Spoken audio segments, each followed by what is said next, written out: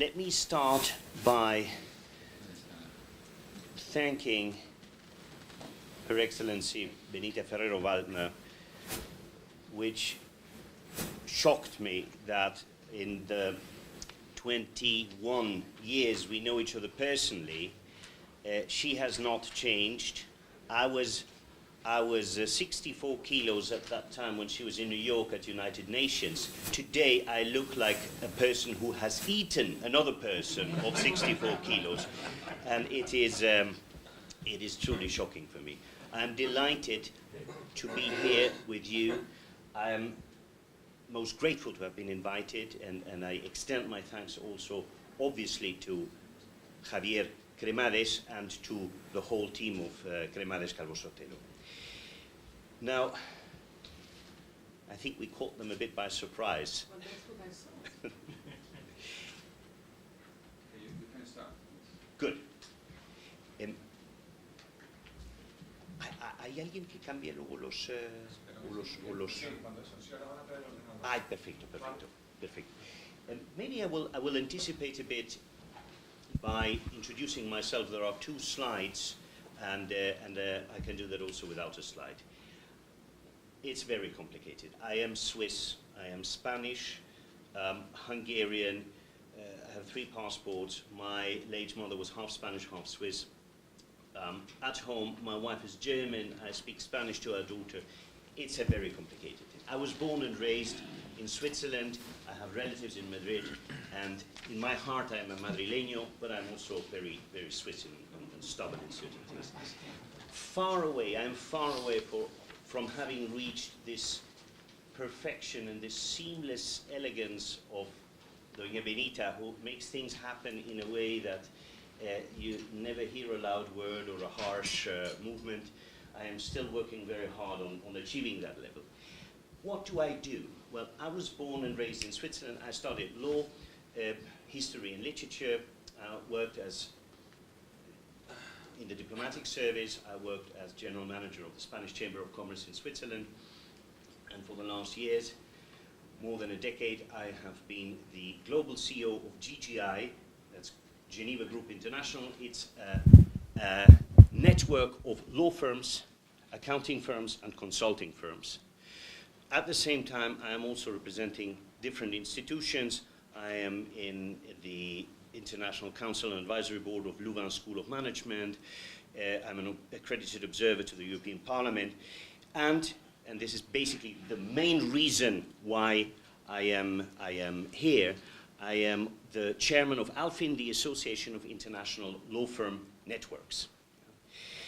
That concept might seem to some of you already a bit shocking. You know, why should competing networks join?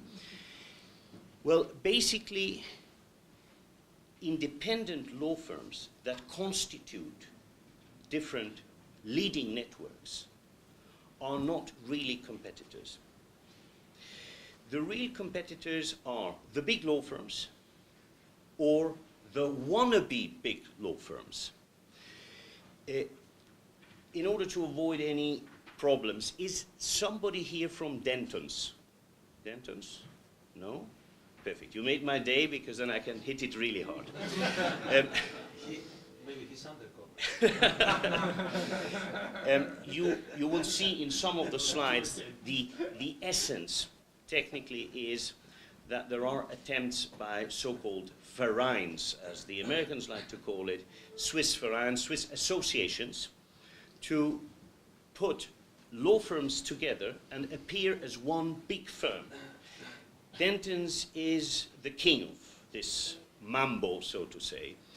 They have been hit very hard by the Trade Commissioner in the United States because they were representing both sides in a case. Norton Rose Fulbright, same concept, has done exactly the same thing. In the famous Duke case about John Wayne in the United States, they were representing both sides. And Dentons in particular, they like to say, no. We are a Verein, an independent network of independent firms. There's no problem. On the other hand, they say, we are the largest law firm in the world. Dentons has set up a new referral network called Next Law. it's for free, everybody can join, and we're thinking, what is the plan? How can you know that if you refer as an independent member of Nextlaw a client, which will of course end in some Denton's office, that they will not take away your client? This is essential. This is one of the key aspects of every leading law firm network, that you know whenever you refer business in, that it's well taken care of and that nobody takes away your client. This is the basic principle. Secondly, a network that operates for free, I have my doubts that it is of good quality. You know, how many times do you represent a client for free? It's absurd. It's not the nature of the business. The nature of the business is that you pay the right price for getting the right value. This is a basic economic principle. So if Denton's is offering a network for free, I have my doubts that it has this philanthropic aspect that they want to show. Perfect. Si me lo ponen...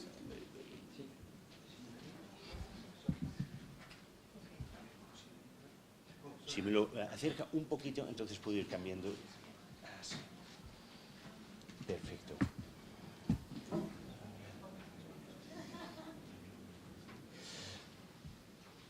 So this is what I mentioned. A very complicated background, and I'm sure we can put the slides available for you later on. I am also the global CEO of GGI, as I mentioned.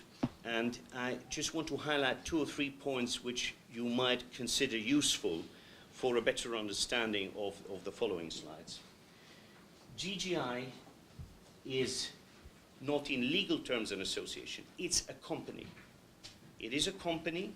It is not governed by the members. It's governed by the management, which is a very important aspect. It is professionally managed. And this is also a key aspect that you will experience with LX. You cannot have successful organizations hobby managed by people that are elected. And you have a president for 1 year and he's from Sweden and he does a very thorough work, and then the next year it's an Italian and he's more outgoing. And there needs to, the continuity is the most important element for the success of an organization. These are just some of the figures right now of GGI. We count almost 540 member firms. We have a accumulated fee income of $5 billion of all the firms together.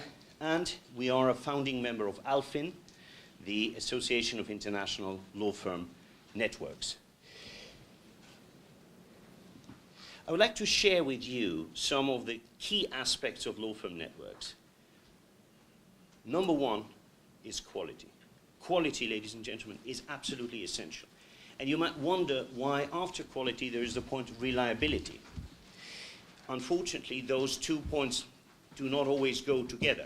There are firms which provide superb quality of work, but they don't stick to deadlines, they do not reply on time, and therefore the aspect of reliability needs to be taken extra care. Personal contacts. I think this is absolutely essential, and this is the only way that a network can work, or it will fail. And don't get me wrong, it's not a club of friends and we say we're all friends, we like each other, let's do business. It's never going to work. It's not business through friendship. It has to be friendship through business. When you meet on a professional level and you notice that you get along well, then you can develop a friendship. But the other way around, it is never going to work. And moreover, clients will not perceive it as serious. The institutional cooperation is fundamental. Very often we come across law firms that say, no, we have contacts, we have the yellow pages, we have Google, we have contacts all over the world. This is rubbish. This is from everybody has contacts. My cleaning lady has contacts. It doesn't mean that they're reliable, that they work, that they function. It needs to be institutionalized, that you can show we are a member of Lex. And that means, and that stands for, this level of quality, this concept of reliability, of response time, how we handle clients, that we do not charge referral fees to each other, or that we work in a specific way. And this is crucial. The guidance, you need the guidance to make things happen. You need people that introduce each other at the conference, that underline and celebrate the concept of networking. Having coffee breaks which are not about coffee, they're about contacts, about the personal contact. Now, there are two ways. One is the emergency. You all know that. You get a phone call from a client who says, I need someone in unfair competition law in Bulgaria now. And you still have him on the line, and you're trying to find somebody. And you know you have 15 minutes to provide a very good and reliable contact. That's an emergency. It's almost as if you fall down the stairs and you break a leg. Then you don't care who's going to take care. You want an ambulance to come. You don't care if the ambulance is yellow or white. You want the ambulance to appear as fast as possible. If, however, you have some serious knee surgery, then you want to choose the doctor, you want to compare, you want to know that you're very well taken care of.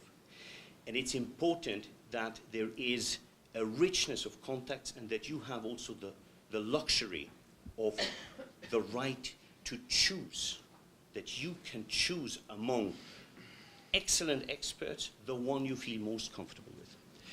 I mentioned the standards, and I mentioned the importance of the governance. Now, here you see some statistics, sorry, I'm covering the image, about the legal professional market.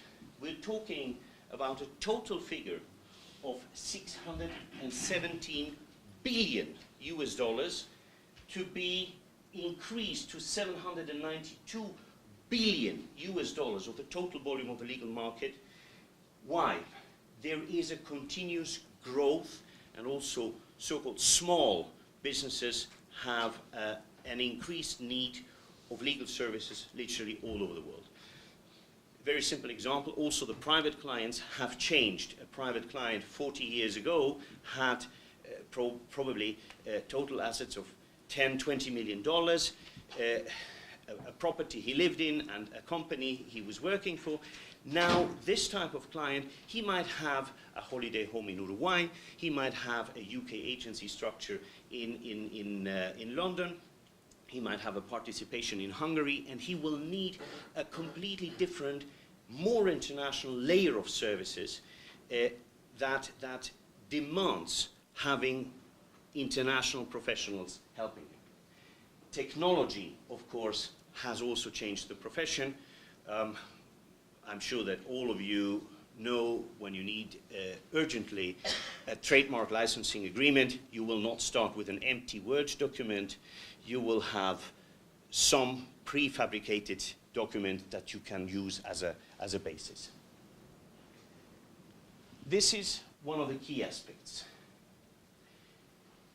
International law firms, as we know them, the big ones, real ones, they have an average of 20 offices. There are about 15 firms, you know them all. So they are not really as international as a network. You're here participating at the birth of a new network. And I wrote down, you mentioned 32 firms are starting. So you are starting already with more offices than a large international law firm on average. There was not too much change amongst the large firms, with the exception of Dentons pretending to be a firm. This Verein structure, as I mentioned, is similar to a network. There's no sharing of profit. An annual fee for the overhead expenses is used. And there is a referral fee paid amongst the participating firms. Here we continue also with some of the figures. The largest 15 law firms, they have a combined revenue of 24 billion. That's including the 7 firms.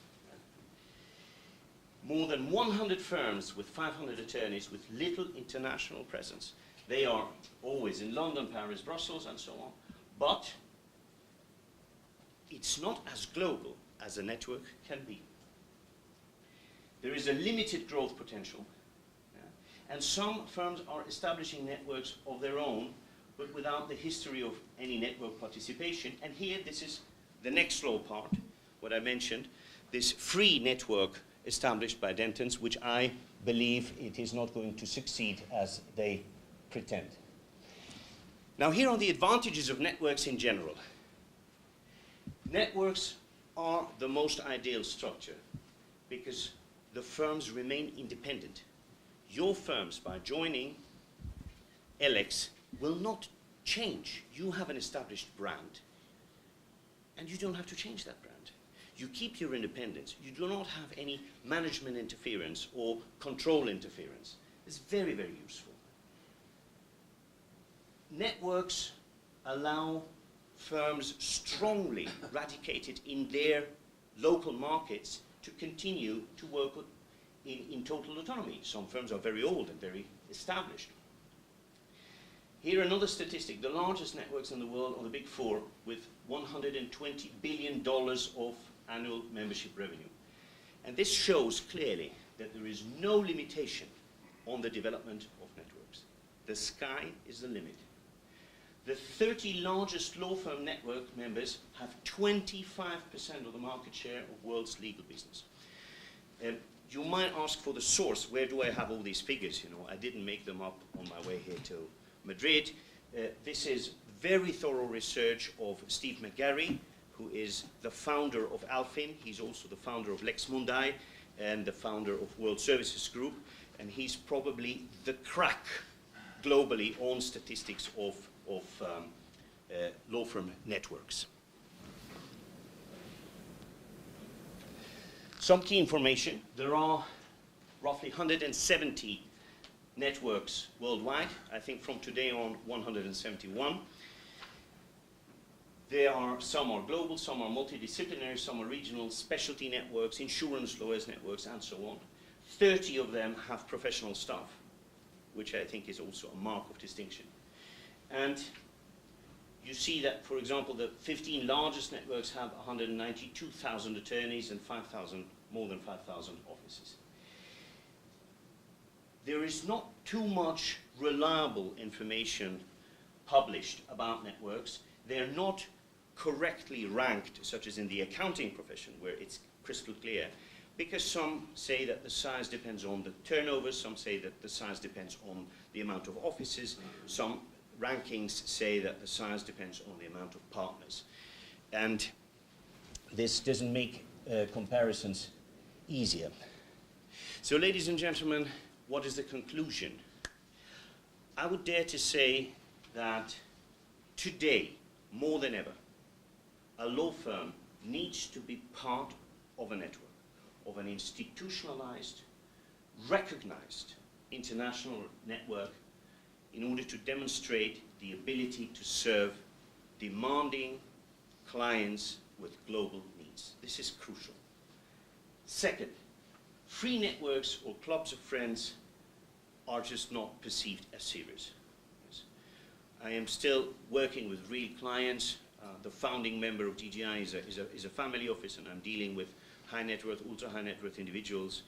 And if I would tell them, look, yes, I have a couple of contacts of people that I met or I studied with, they will say, yes, this is nice, but how do we know they're good? Did you see them? Did you execute due diligence on those firms? Are there really 50 lawyers in that office, or are they just on the website? And it's very, very important that the seriosity is underlined. I think you should not miss the opportunity to be part of a new established network and to be founding members, so to say, in this historic moment. I would strongly recommend, ladies and gentlemen, to inform your clients continuously about the facts a Verein is not a law firm. Dentons is not the largest law firm in the world. It's a rather mid-sized network. Yeah. And it takes money to make money, ladies and gentlemen. I do not believe in the concept of free networks or free services provided. We are all part of the service industry. We are paid for providing a service, and we are well paid for providing a superb service. And that's nothing different in the network industry. Finally, in my capacity as chairman of ALFIN, of the Association of International Law Firm Networks, I salute and welcome the establishment of LX, and I can only say that we are at your entire disposal for anything you might need. We hope to go together a long way and to see a fruitful cooperation and development in the future. It is a pleasure to be here in this moment here in my first hometown, Madrid, and I thank you all for the opportunity of being here. Thank you very much, ladies and gentlemen.